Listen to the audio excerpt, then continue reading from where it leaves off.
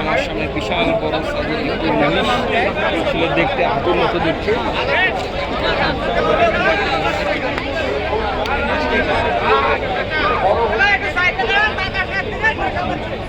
গরম লাগছে।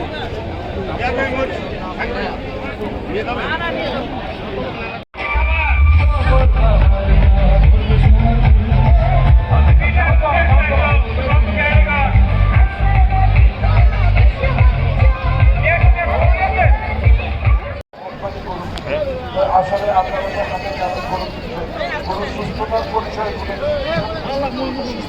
এই কয়েকটা জিনিস আমরা আপনাদেরকে এখন দেখা দেবো। এটা দেখেন, এটা চলে গেলে দেশীয় শাহিওয়াল জাতের